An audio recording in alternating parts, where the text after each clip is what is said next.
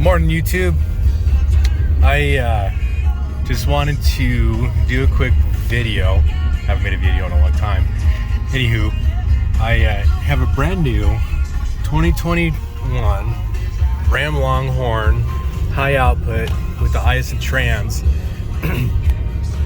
and never owned a diesel with emissions. My last three diesels were had a Dodge 2500 12 valve. Then I had another, replaced that with a Dodge 2500 24 valve, and ditched that because the 2002 24 valve, literally the interior just disintegrated. It was disgusting. I mean, the entire truck was rotting off around the motor, and I didn't have the money to fix it. So the only thing I could afford at the time was a Ford F-350 with the 6.0, and you know, it wasn't a bad truck, but it did take a lot of money to get it up and going. So that's what brings me to this video, and I'll do a full video of the new truck and the interior and options and all of that. But I wanted to talk about this guy right here. For me, this is all new. I don't even think it'll focus. This diesel emissions, this diesel particulate filter. So I've owned the truck for about 6 months. We've got 7,000 miles on it, and I have to be honest with you, I cannot be happier with this truck. It is amazing, especially going from a 2006 to a 2021. I mean, it's like jumping out of a Ford Pinto into a Maserati. I mean, there is nothing that is similar to my 2002 Dodge compared to this Ram. So getting back on track. I'm sorry, I'm rambling. The DPF thing here, I've been watching it, and over the last 6 to 7 months of owning it, I've never really seen the DPF gauge get this high.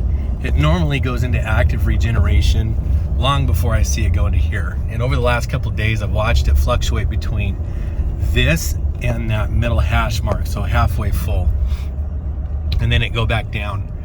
So I reached out to the dealership and asked them the question about, you know, why is it doing that? Is that normal? Blah, blah, blah. So the first thing the guy asked me is, well, how often are you filling up your DEF fluid? I said, well, I'm only letting the DEF fluid go to about halfway, and then it fills back up. And the guy goes, well, you need to let it go down to a quarter tank and then fill it up, because the truck is still, the ECU is still learning. I said, oh, okay, that makes sense. So if you see that, you got a new truck and you're seeing the same thing on the DPF that I am, and I'm cruising it on the, well, not now on the freeway, but every day it gets on the freeway, and you're filling up the DPF, don't. Let it go down to a quarter tank and then fill it back up so the ECU can learn your driving pattern and your habits. And I'll do a follow-up video too, if that really is the case, if the guy wasn't just blowing smoke up my rear end. But the guy seemed pretty knowledgeable, so I don't know. I can tell you though that compared to the day one driving this off the lot, I mean, the driving characteristics of this truck has totally mellowed out, and it's a lot more enjoyable to ride now than it used to be. I mean, it was firm.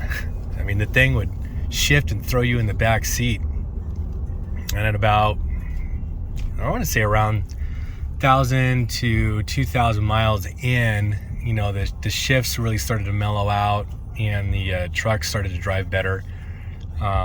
It doesn't downshift all the time now, and I'm trying to slow down like it's in tow haul. It was weird. I've never really experienced that. So, but the truck is still learning how I drive. I don't drive like a total a-hole, but I'm not gonna lie, it's pretty nice to put my foot in this thing and it just scoot, man. It's got no lack of power. It's like driving my F-350 on my race tune all the time, but stock from the factory with no upgrades. I mean, nothing. So, anywho, I hope this video is helpful for somebody out there with a 2021 Ram with a DPF thing that's new and breaking in their car. So have a great day. Bye.